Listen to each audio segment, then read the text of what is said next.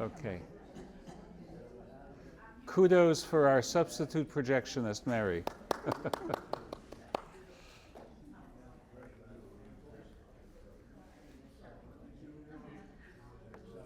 Okay, we are very fortunate. Mary's going to make sure I'm on the tape. Thank you, Mary. Uwe will be coming right along. And I will tell you, we have another movie next month. And I will tell you, or actually Uwe will, what day it is, because I don't remember. I've had a difficult day.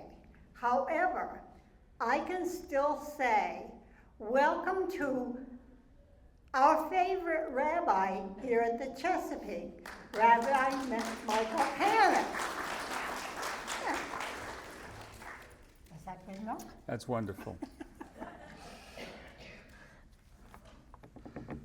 I have a number of different monikers, to be truthful, but the title, Our Favorite Rabbi at the Chesapeake, is one of my favorites. And truthfully, this is a relationship which has now been developing over 3, 4, going on 5 years, I believe. And it's the correct word is blessing. It's been a blessing for me to come to know so many of you, and I pray that God will be good to us and we'll have many more opportunities to learn together and to be together. Judy, excuse me. Are you the person that people should turn to if they're interested in the Passover Seder or no? Yes, and I even forgot that. So I'm thinking that that's the very first thing that I did here, was I am working together with your son, Michael Stupar. I conducted a demonstration Passover Seder. I don't know, this is the 4th or even the 5th one that I'll be doing. Maybe the 5th one, actually. And so it's coming up on March 30th. And the space is regrettably quite limited. And we do it on a first come, first served basis. No, they have to make their reservation. Well, that's what I mean. But they have to make the reservation on first come, first served. You can't come after the whole room is booked and say, oh yes, but the rabbi is my special friend. Because there are only but so many rooms or seats around the table. Thank you, Chaplain. This is about the next movie highlighted. Okay.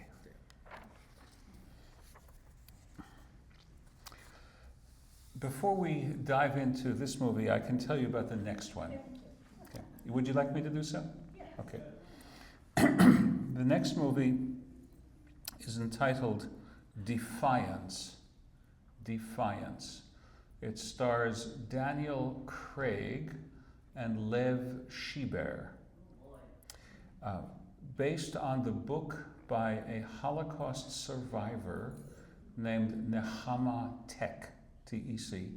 The book is called Defiance, and the movie is also called Defiance. It tells the true story of a band of partisans who escaped from the killing operations that the Nazis were conducting as they invaded the Soviet Union. Lithuania, Latvia, Estonia, Belarus, and Ukraine, and so on. They killed untold numbers of Jews, and some escaped into the forests.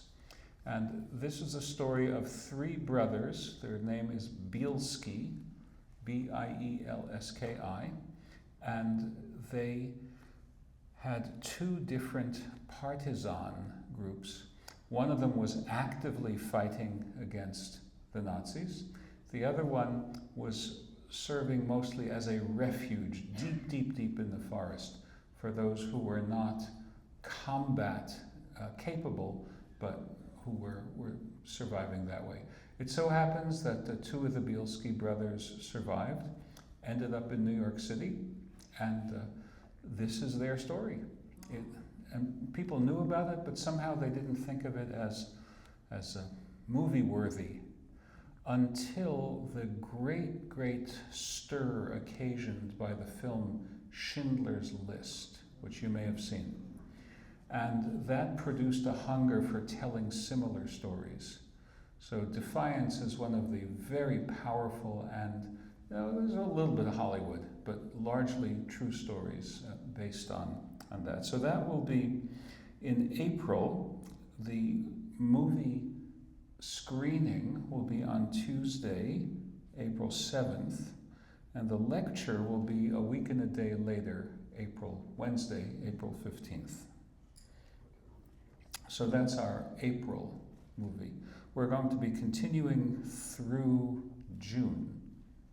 So we still have a number of good films to go. Tonight's film, you may have seen very recently. Did you see Driving Miss Daisy within the last day or two? Okay, so I dare say you don't need an extended review of what its story is about. Or maybe you do, but as I've done with previous films that were based on other works of art that themselves were based on history, I'll divide my presentation into 3 parts. The first part is the history behind the works of art. The second is the stage play known as Driving Miss Daisy. And the third is the film based on the stage play. The story of Jews in America, as we've already learned, is very much a story of immigration. Jews coming from different parts of the world and settling here. In the mid-19th century, it was mostly Central European Jews leaving places like the various states that ultimately united to become Germany, Bavaria, places like that, Prussia, Hesse, the smaller states, ending up in the United States. After the 1880s, more so it was Jews from Eastern Europe, parts of the Russian Empire, Lithuania, Latvia, Belarus, Ukraine, Moldova, Romania, places like that. Now, we've talked a lot about the Jews coming to America. What we haven't talked about is where in America did they settle? And what difference did that make in the lives that they were living?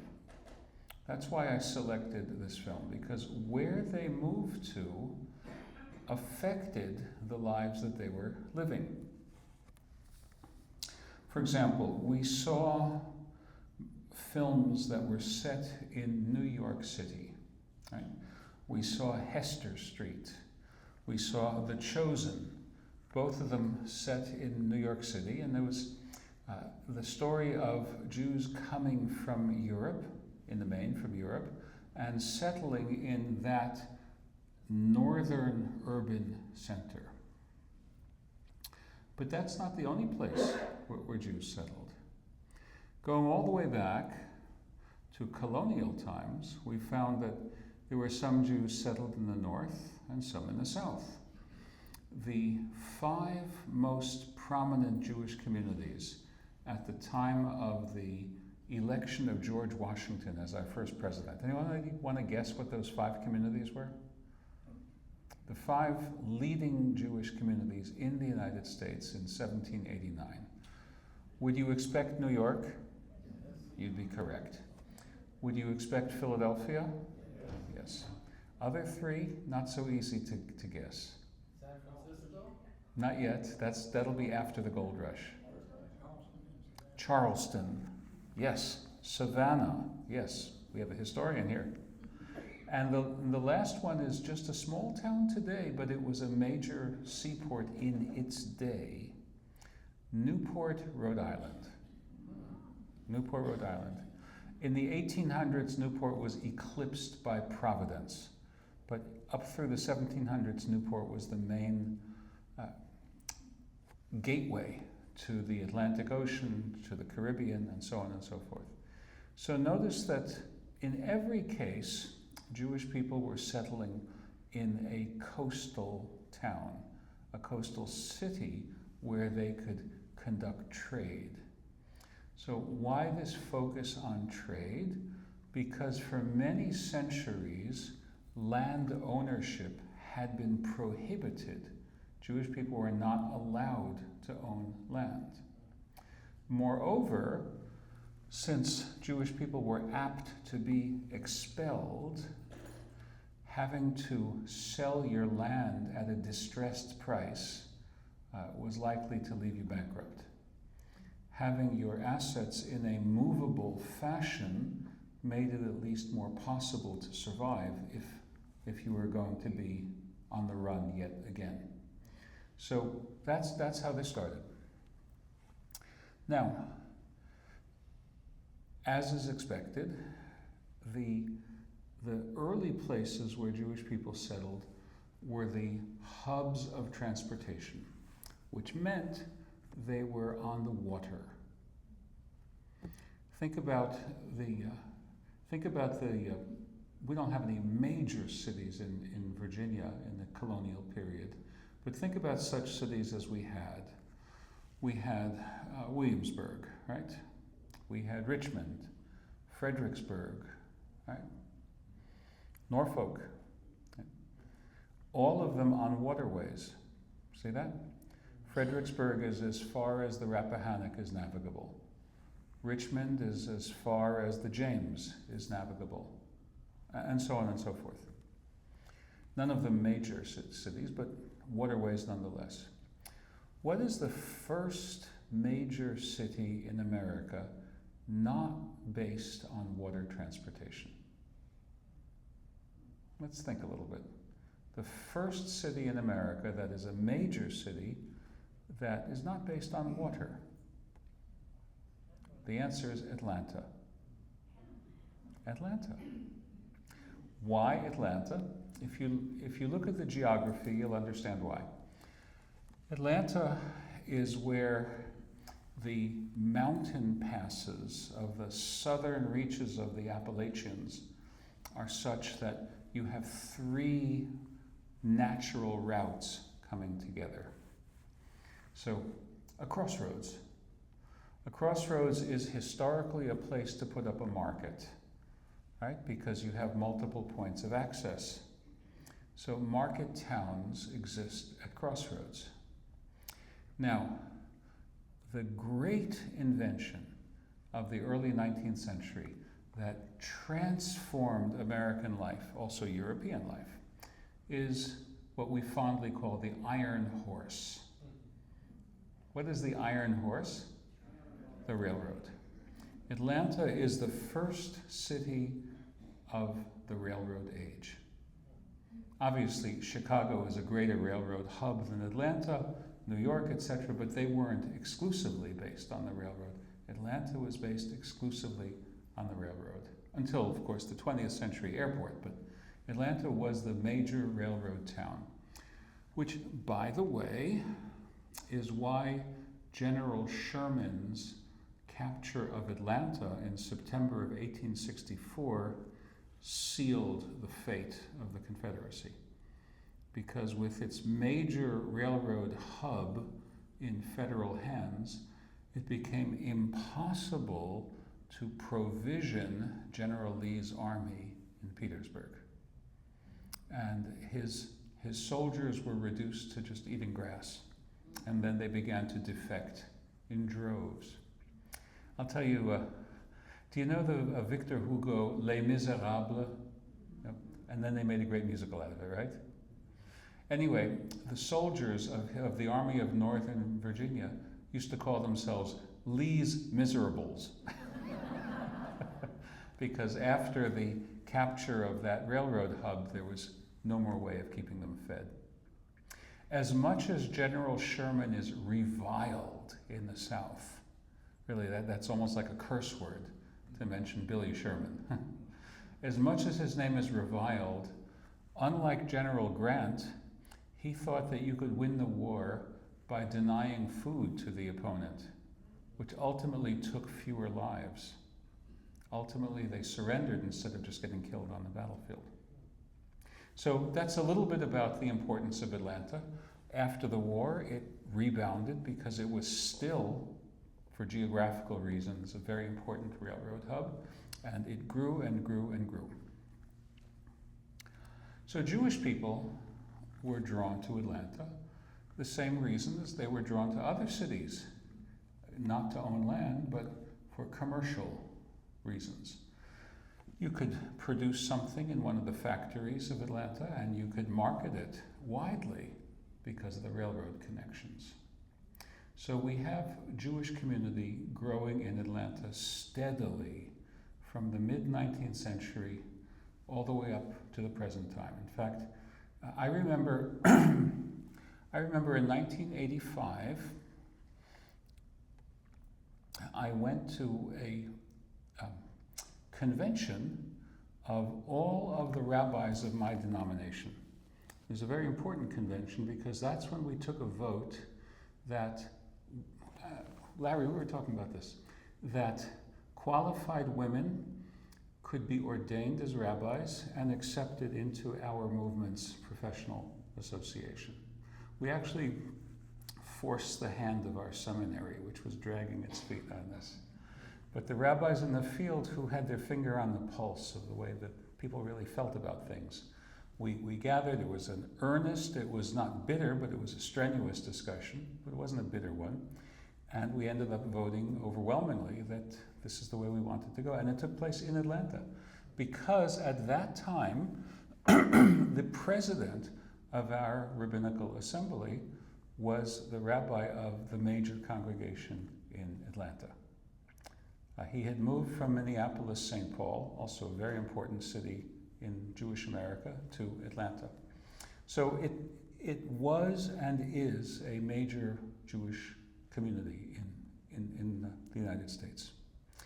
Our story looks at the history of the Jews of Atlanta for a slice of time, 1940s, 1950s, 1960s, more or less. But I want to give you the broader picture. And some of what I'm going to say is so true and yet sometimes not always said in polite company. Moving to Atlanta is in the mid-1800s, in the late 1800s, is moving into a very highly racially segregated and conscious society. Very much so. You had whites and you had blacks. Where did Jews fit in that spectrum? Well, I want to quote you what a federal judge whom I knew, who grew up in DeLand, Florida, told me. He also spent some time in the Valley of Virginia, so he knew Virginia as well. He said, we Jews were thought of as off-white. Off-white. That one little slang expression explains so much. Not quite white. Not quite white. So there's a whole history of commercial connections between Jewish merchants and African American customers. I want to tell you two stories, true stories from Norfolk, Virginia. By the way,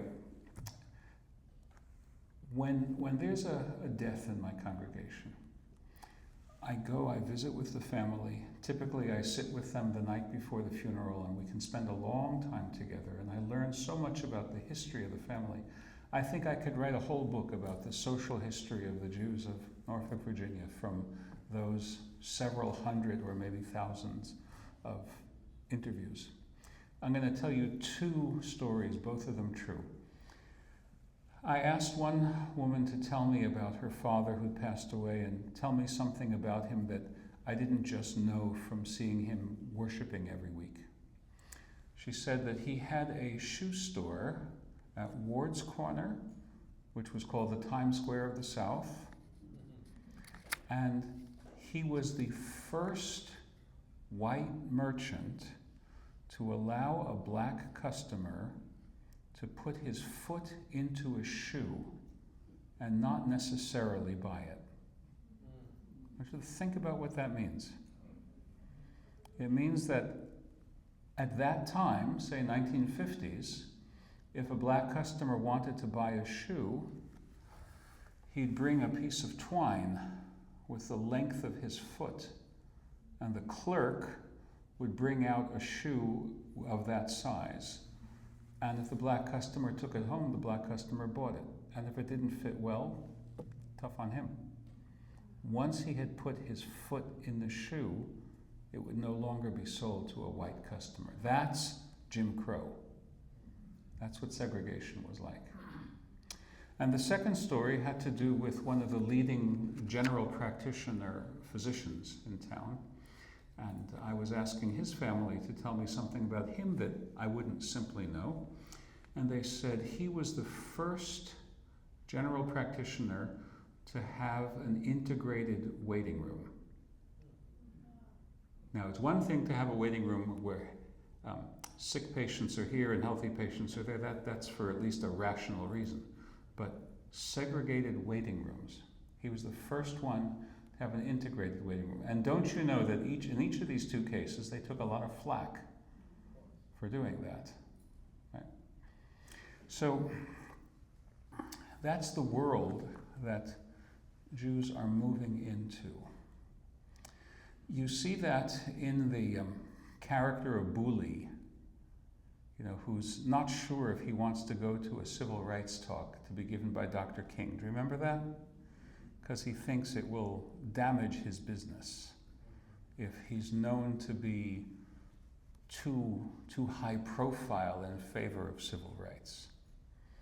In other words, what we have in Jewish history in the South, as Jews moved to Atlanta and places like that, was insecurity. Insecurity. You're not a fellow white. You're white on sufferance. And only as long as you have good behavior. And as soon as you don't have good behavior, your true colors will come out. Some of that, of course, is making an ugly reappearance in America literally this year and this last 5 years or 10 years. It's coming back. But you had it in Atlanta for sure. Now, the worst point of the tense interracial atmosphere in Atlanta was reached in around the year 1915, where a Jewish man was lynched. He was taken out of a jail cell and abused, tortured, and hanged. His name was Leo Frank, F-R-A-N-K, Leo Frank. And he owned a pencil factory.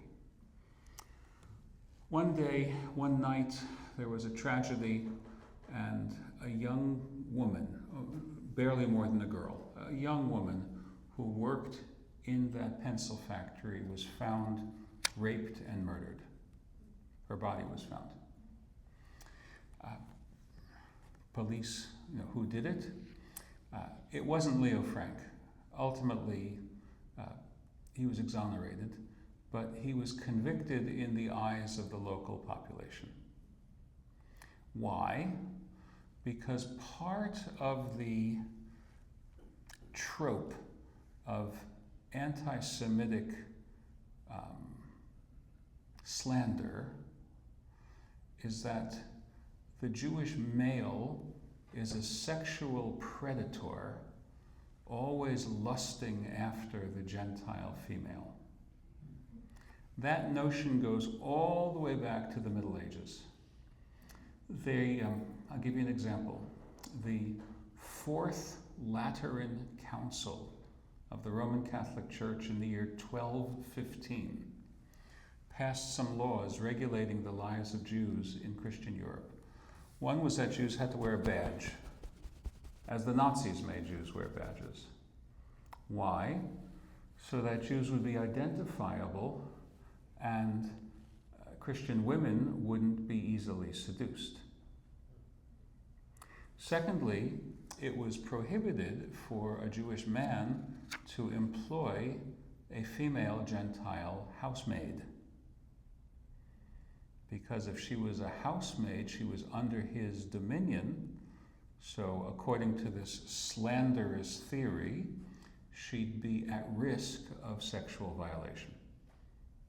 So this ready assumption that a Jewish man in a position of power represents violent threats towards a Christian woman goes all the way back into the Middle Ages. You also had the same prejudice about black men and white women, as you know from the movie To Kill a Mockingbird. Remember this great story where Gregory Peck plays Atticus Finch, and he's defending this black man, played by the actor Brock Peters, who's accused of having sexually assaulted a white young woman. Remember that story? And it turned out that it was her own father. And she blamed the black man instead, and it couldn't have been the black man because the bruises on her neck were made by someone who attacked her with his right hand. Remember that in the film? And the defendant was lame. His right hand was paralyzed. There's no way he could have bruised her here because facing her, his right hand couldn't move. He would have bruised her here. So on the evidence, he should have been exonerated, but ultimately he was lynched. So those were the sorts of things that really did happen. Leo Frank was taken from his cell and tortured and murdered by a lynch mob, 1915. That produced shockwaves in the entire nation. But for the Jews of the South, it convinced them to keep their heads down. It scared them very, very effectively. Remember that in the 19-teens and the 1920s, these were the glory years of the Ku Klux Klan. One of the unfortunately great movies, it's a terrible message, but from a standpoint of film art, it's a great accomplishment, was D.W. Griffith, The Birth of a Nation, 1915, the same year as the lynching of Leo Frank. And The Birth of a Nation glorifies the Ku Klux Klan and tells all sorts of slanders about the danger that the black man represents to the white woman. So the Ku Klux Klan depicts itself, and the movie depicts them as the savior of the purity and virtue of the white woman. That kind of slander resulted in murder after murder. Do you know the name Emmett Till? He was murdered for exactly that kind of bigotry. He was a northern boy coming to visit kinfolk in the South, and he whistled, or he looked the wrong way, or he raised his eyes to a white woman. He was killed for it, brutally. So these were the years when the Klan was very powerful. As they become powerful again, we have a kind of a atavistic return nowadays to the America of 100 and 110 years ago, and it's very, very scary. So in that atmosphere, you had the Jews of the South trying to get along and trying to do what they could without triggering massive anti-Semitism. Now, what did they do? I want to talk to you about something called the Rosenwald schools. Rosenwald. Julius Rosenwald was the president of Sears, Roebuck and Company. Right? Enormous retailer, right? Sears, Roebuck and Company. And they were the princes of the mail order catalog. By the way, I'll tell you one of the secrets of their mail order catalog, because there were a lot of mail order catalogs. They made theirs ever so slightly smaller than the standard size, because any conscientious housewife will take her various mail order catalogs and stack them on the coffee table in like a pyramid shape. So the one which is slightly smaller will be on top. So Rosenwald thought that I'm going to do this so that my catalog will be naturally placed on top of my competitor's catalog. And I mean, you could buy anything. You could buy a plow, you could buy a tractor, you could buy blue jeans, right? You could buy anything you could think of from those catalogs. That's how Sears Roebuck became the giant that it was. Now, the era of what was called separate but equal in all sorts of public accommodations, was the result of a Supreme Court decision in the 1890s called Plessy versus Ferguson. Does that ring a bell to anyone? Do we have people here who've been in the legal profession? Plessy versus Ferguson said that it's all right to have segregated conveyances, segregated buses, segregated train cars, segregated schools, as long as the services provided are equal. That system was successfully challenged and overthrown in the 1950s by another Supreme Court decision called Brown versus Board of Education. Does that ring a bell to you? Yeah. And by the way, one of the leading lawyers arguing on the plaintiff's side was Thurgood Marshall, who later on became an Associate Justice of the Supreme Court. I've just taken out a film that I want to study, and maybe at some point we'll want to study it together. It's a one-man show called Thurgood, and it's done by the great African-American actor Lawrence Fishburne. So if I think it's really, really good, I'll put it into one of our future series, if you'd like. So in this era of separate but equal, there was no legal opportunity to equalize the educational opportunities given to young African American girls and boys. And they were in no way equal. You know, they were the most ramshackle huts compared to the schools that were being built for the whites. The textbooks that they received were only the discards. In fact, I was at a civil rights history museum once in Birmingham, and I saw a whole pile of new textbooks that had been thrown out because they had been delivered to a school for blacks by mistake. So the school board wouldn't let the blacks keep them and wouldn't have the whites use them after they'd been touched. So they just threw them out. That's the kind of world that we're talking about. So what Julius Rosenwald did was he worked in partnership with a very famous African American leader whose name I'll bet you know. Do you know the name Booker T. Washington? And do you know that Booker T. Washington opened up in Alabama something called the Tuskegee Institute? So working together with Booker T. Washington and the Tuskegee Institute, Rosenwald created, in 1932, the depths of the Depression, he created a fundraising initiative that created over 5,000 schools in the South. Imagine raising money for 5,000 schools in the Depression.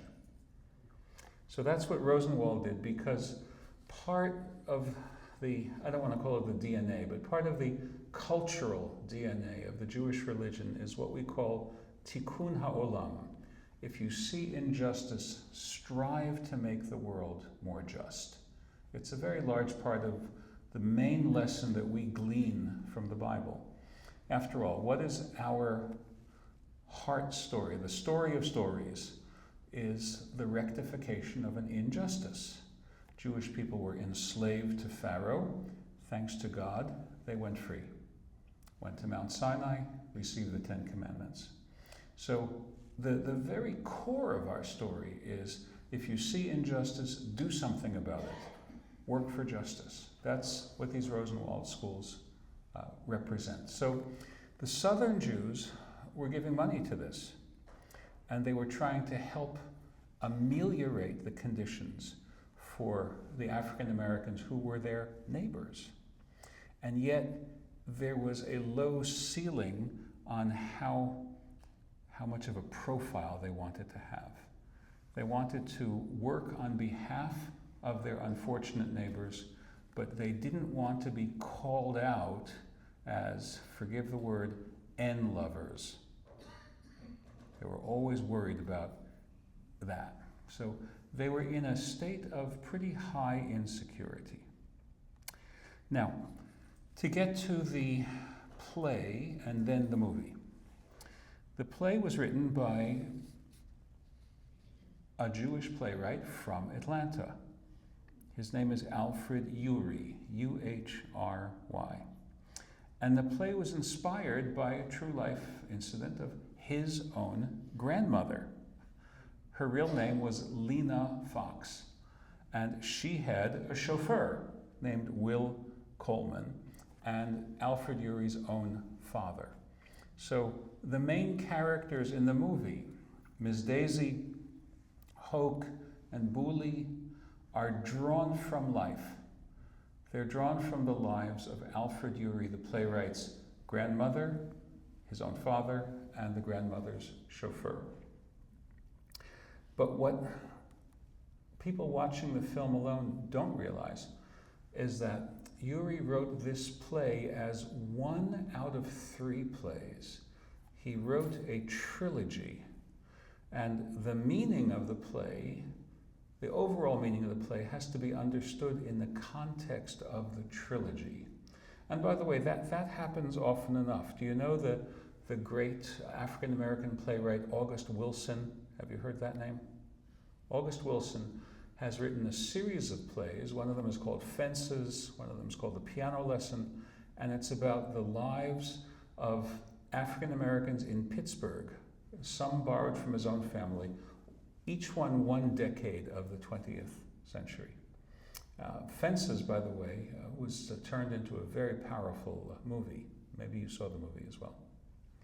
So playwrights will do that. They'll have a theme which extends over several or many different plays.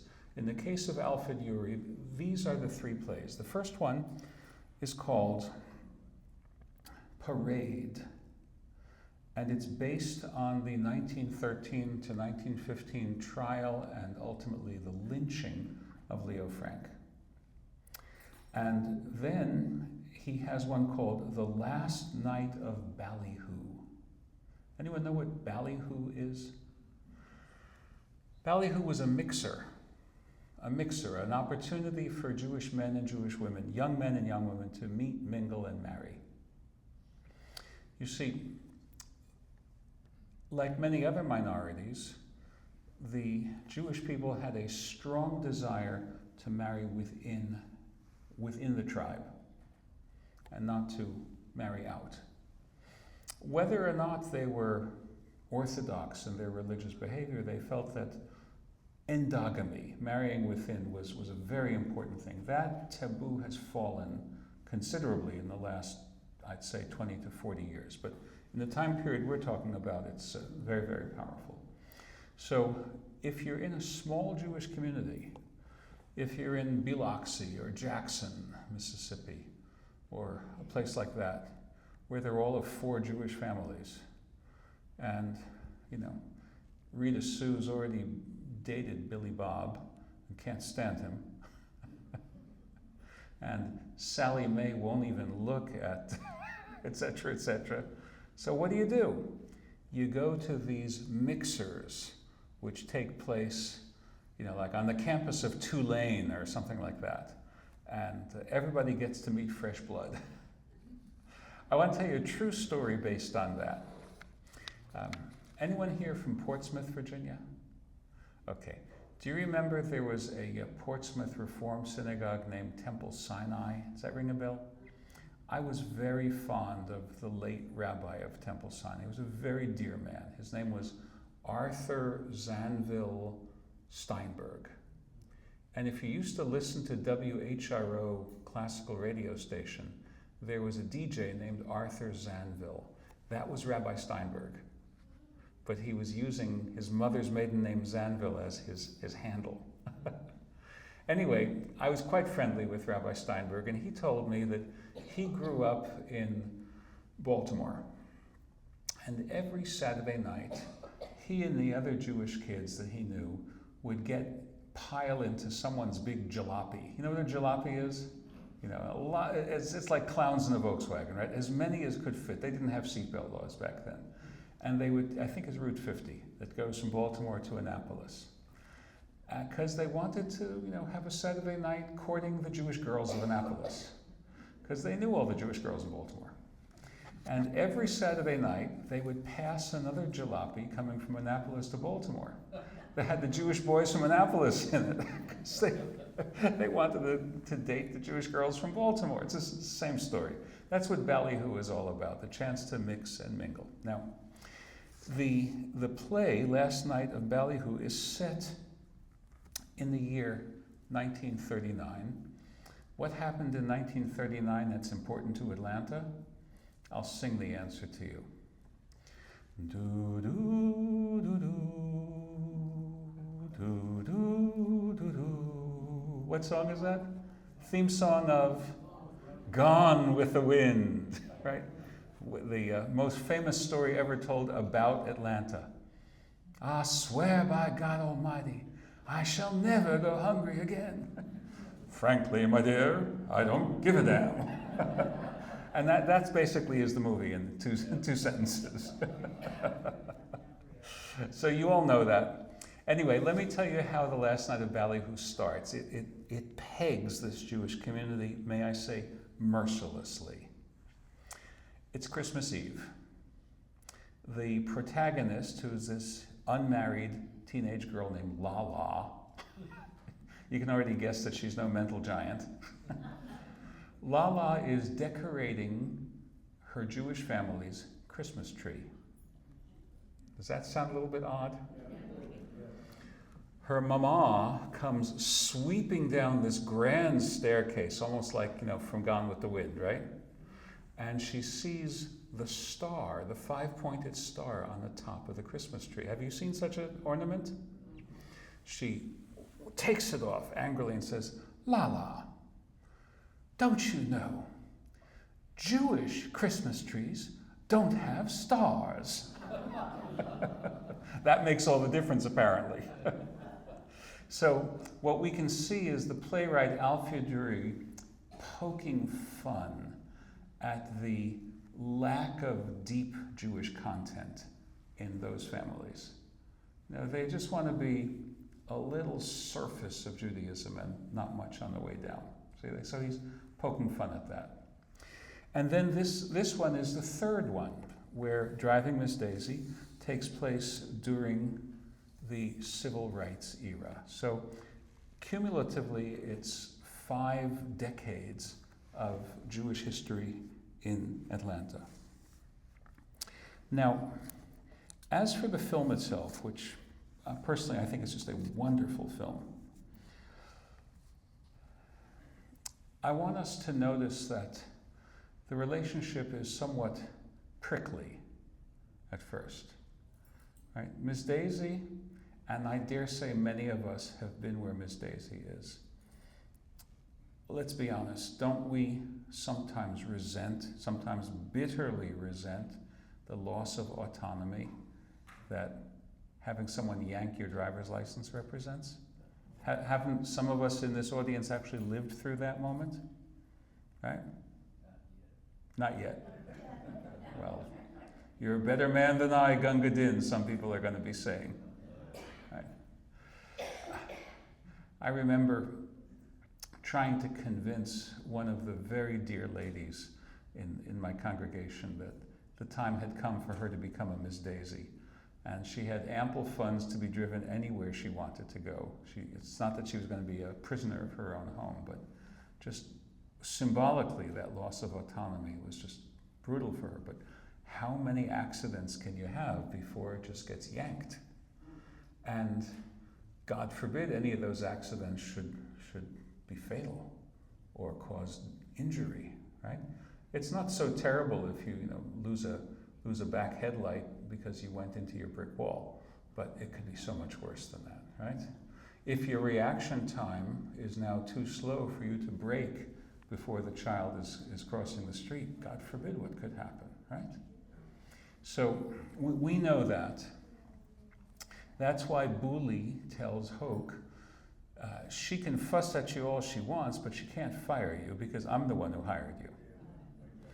But she thinks that she's got him dead to rights because, remember what she thinks she can fire him over? Da da da da.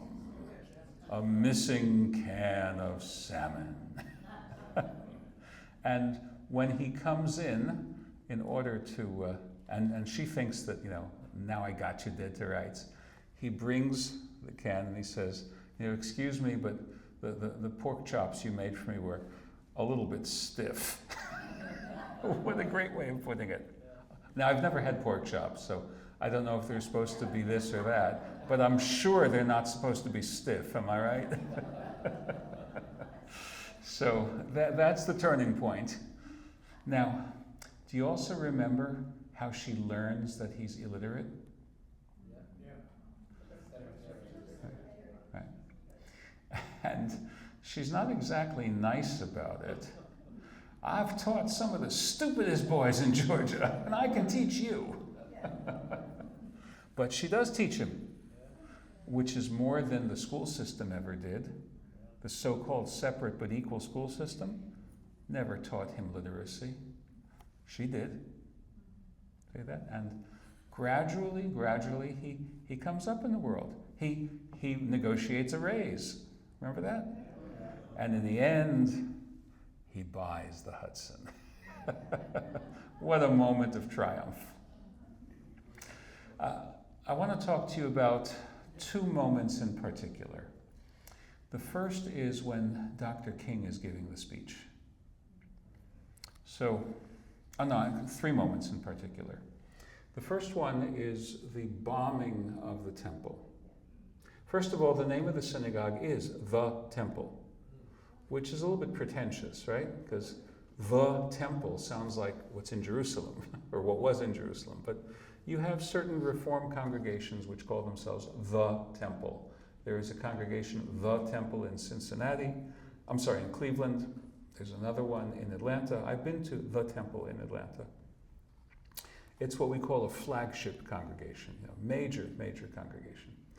And Miss Daisy goes one Saturday morning and she can't get in. And there's a police line because the Ku Klux Klan bombed the temple. This actually happened. And I want to tell you why. I'm not justifying it, I'm explaining it.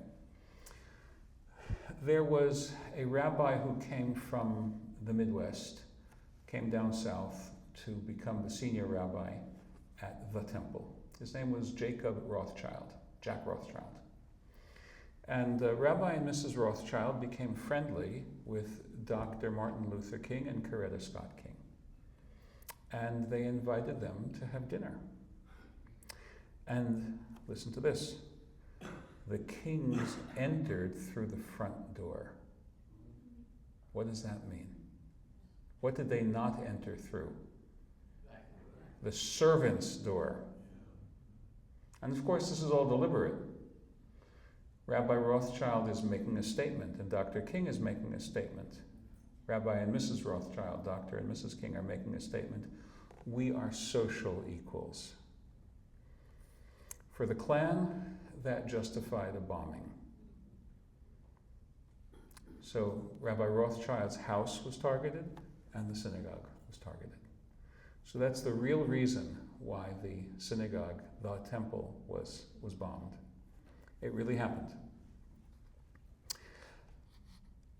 Hence this sense of insecurity. In Norfolk, Virginia as well, I remember, I know personally one of the rabbis who was a rabbi of the major congregation Bethel in the 1960s, early 1970s. He's a colleague of mine. His name is Rabbi Maram Chari. And he came from the north to Norfolk, and he didn't last. He went back north, and I got to know him when I was the superintendent of a network of what we called Hebrew high schools. These are after-school programs. Kids will go to their public school or their private school till the end of the school day, and then they'll come to my religious school program for one night a week or for a Sunday morning. And about 5 hours a week I would give them religious instruction. And I had corresponding schools from synagogues that would send their kids to my school. My school was like the honors division for the entire greater New York City area. So if you have one or two kids who are just head and shoulders above the rest of the kids in their class, you can't hire another teacher just for one or two students. I would say to the rabbis, bring me those students and I'll have a whole class that's just right for them. That was the model of our partnership. And one of my partners was the educational director of the North Shore Jewish Center in the North Shore of Long Island, whose name was Rabbi Maram Chari, the same rabbi who'd been in Norfolk. And he's a wonderful fellow. I've known him for many, many years. His daughter-in-law was my music minister, was my cantor here in the 1990s. So he didn't make a go of it in Norfolk because he was one notch too supportive of the freedom riders, of the civil rights activists, and it made his lay leadership nervous. Now, I want to tell you, they won't admit that. If you ask them today, they'll say, oh, the rabbi's making up stories. Because for most things in life, there are good reasons and real reasons. They'll say, well, he didn't give sermons the way Rabbi Reich used to give sermons, or he didn't have a presence, or he didn't know how to be a good pastor, or he didn't understand us. Now we're getting somewhere. He didn't understand us. What does that mean? It means he didn't understand that we were too nervous to take a moral stand. He insisted, no, you can take a moral stand, you come from New York. Easy for you to do, but you've got to live here. Right? So you understand all the tensions. And when I watch this movie, Driving Miss Daisy, I see all of that very much on the surface, which is why for me, the bombing of the temple is one of the key scenes. And the next key scene is when Booley says, I can't afford to go to this civil rights talk. I can't afford to be seen going to this civil rights talk because I'll lose my whole business. And the way he puts it, he says, the people I do business with, if they're going to do business with a Jew, they may as well do business with a New York Jew because they're smarter than me. That's what he says. So he explains to his mama that I'm not going to be going to this. So she has 2 tickets now. Would she think to invite Hoke to come with her? She should have, but she's not perfect either. And I like the fact that Alfred Uhry refuses to make perfect 2-dimensional characters out of his character. He keeps them 3-dimensional characters all the time. Maybe one other scene that's worth talking about. When they go into Atlanta, when they go into Alabama, right, for the uncle's milestone birthday. Remember that?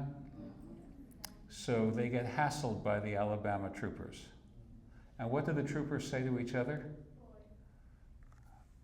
A black guy, I won't say the word that they used, driving a Jewish lady. Did you ever see anything so pathetic in your life?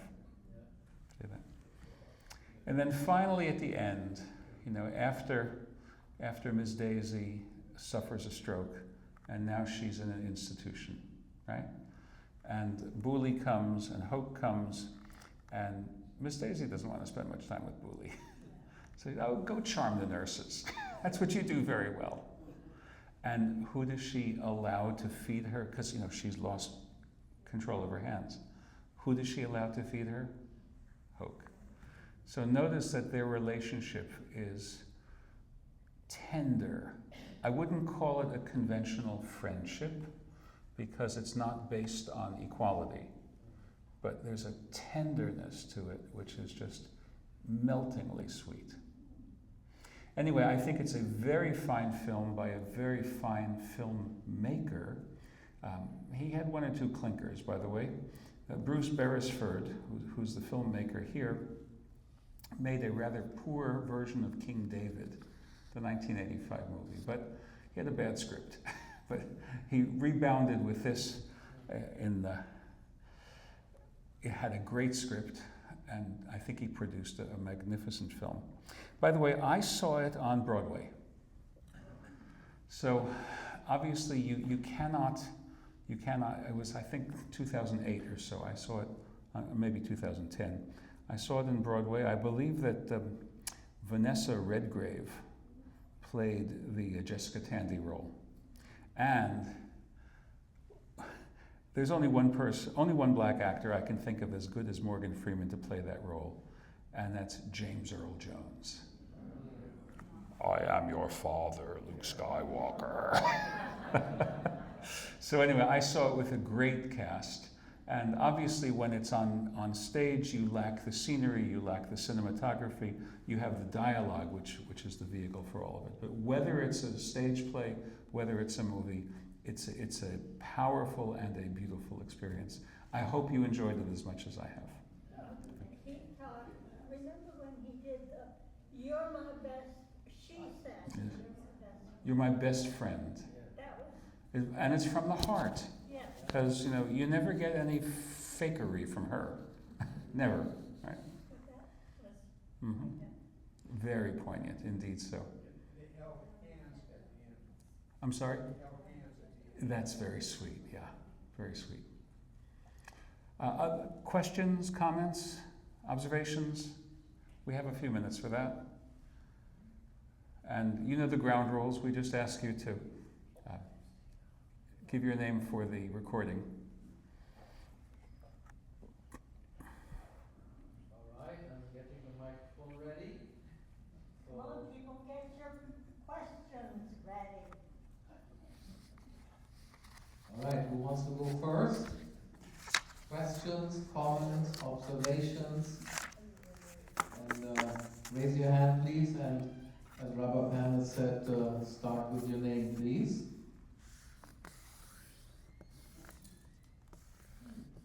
Well, going once. Here we go. Here we go. Up front. Which way? Up front. Here we go. All right. I always admire the bravery of the first person to share a comment. Absolutely. Lois Furman. Yes, One Lois. thing I noticed was that the son, Booley.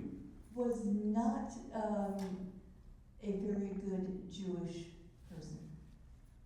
I mean, the mother was strictly Jewish, but he had really gone into... He'd assimilated a lot.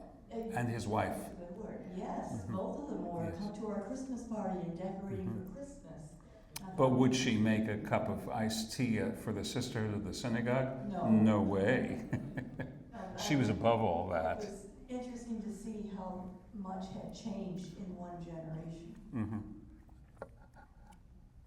You see, it's Interesting ti- that Miss Daisy apparently had either made pork chops or allowed the housekeeper to make pork chops, which is also not the number one Jewish dish, right? Oh, not the number one Jewish dish. Is a mild way of saying it. Yes. Did I ever tell you my story about Uncle Louie's restaurant in Norfolk? Have I told you that? Now's the time to tell you that. Anyone remember Uncle Louie's restaurant at Ward's Corner? Okay. So, 1992, I'm freshly arrived from New York City. I keep kosher. However, I'm not an Orthodox Jew. I will go to a secular restaurant and just make sure that the foods that I eat are kosher foods. So I see on the menu vegetable soup. Maybe it's vegetarian vegetable soup. Maybe not. I better ask. So I say to the waitress, "Is this vegetable soup vegetarian?" It was a bad sign that she did not know the meaning of the word. But, you know, education is a series of opportunities, and you got to meet the student where they are, right? That's the first rule of teaching. So I said to the waitress, "Please go into the kitchen, ask the chef if there's any meat in the soup. If there's any meat in the soup, then I can tell you I don't want it, I'll have a salad instead." And it's fine either way. So she goes to the kitchen, she comes back and she says, "Chef says there's no meat at all in the soup. He just put in a ham bone for flavor." So I thought, welcome to Norfolk. And I had a salad that day. No, Ms. Daisy is a Reform Jew, but she's plainly more staunchly identified with her Jewishness than is her daughter-in-law. Plainly, right? Do I see a second hand somewhere? Okay, then once more. Oh, yes. Once. No, we do, in the back. All right, very good. I should Two, have yeah. eyes in the back, right? Okay, two people right here. Wonderful. Okay. Hi, Pat Sloan. Thank you very much for the history lesson. I really enjoyed your view. Thank you. You know, when we have a film which is based on history, I think it's important to show where it is well rooted, and sometimes it's important to show where the history is romanticized. For example, when we studied Ivanhoe, the film Ivanhoe, near the beginning of the series, we saw that that was not the brutal realities of 12th century England, but it hinted at it. But in this case, the history is followed more closely, as will be the case with the history in Defiance. All right, then if I don't see another hand, let's give the rabbi another hand.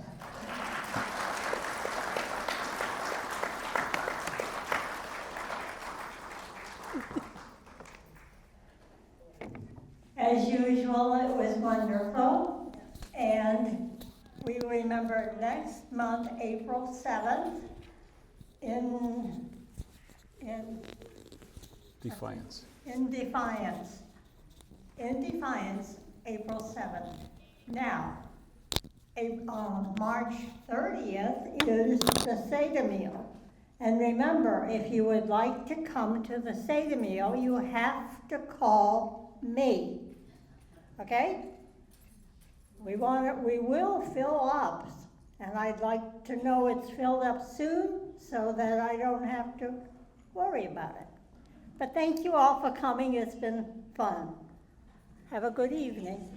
Good evening, everyone. I'm so glad you're doing better.